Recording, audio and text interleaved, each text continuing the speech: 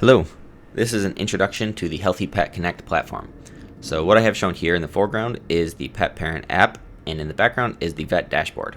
I'm going to walk through each one at a time to show you how the data entered in one will show up on the other. So when a pet parent first signs up, they'll have the option to create a new pet.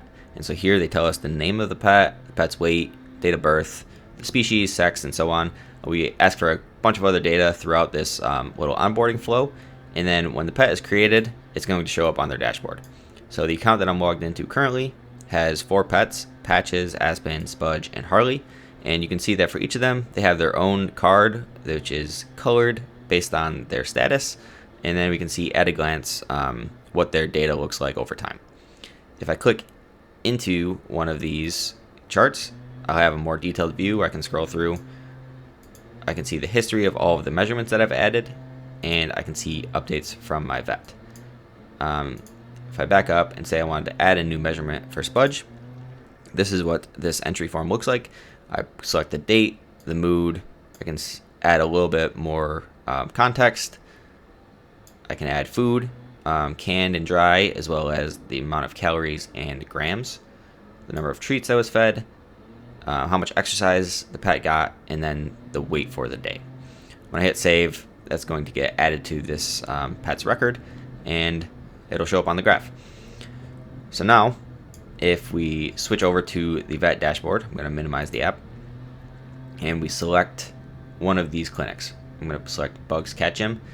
Here I can see all the same data that the pet parent can see in the app, but the benefit here is if I click in, I'll have a more high-level view of everything that's going on. So you can see over on the right, I can see all the measurements that the pet parent has added. There's a bunch of information here, as well as the date, the time, mood scores, the weight, calories and food broken down again by canned and dry.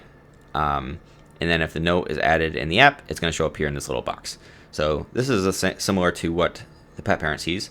But on the left here, we can see all the charts at once.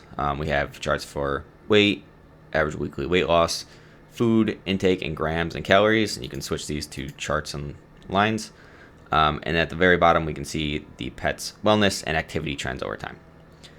If you're a little bit more visual, you can turn on data colors. And so all this is going to do is show you where this data is coming from.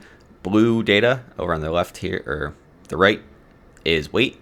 Yellow is food. Green is mood. And if there was any activity data, it would show up in red on this side. We'll turn this off. We can also look at the pet over different time periods. So if I switch this to 3 years, we can see that Spudge started his journey 3 years ago around 37 pounds, and over the course of those 3 years has dropped all the way down to around 12 pounds. So good job, Spudge. You can see that when you show more data here, you get more cool representations, more colors and things to look at. We can switch this to a bar chart. From this screen, vets can also take a few different actions. So they can change the status of the pet. And so we have a few different preset statuses here. They can also add notes. And so they can add a note. From the note, they can put in a status as well. And when notes are added, they will show up in this list of notes here. If we jump back into the app and say I go back to Spudge, go to updates, anytime a new status or note is added from my vet, the pet parent is going to see it here. So you can see that the data is the same. Finally, we have a medications tab here. So if this pet is taking any medications, we'll see if they have taken everything when they should have taken it.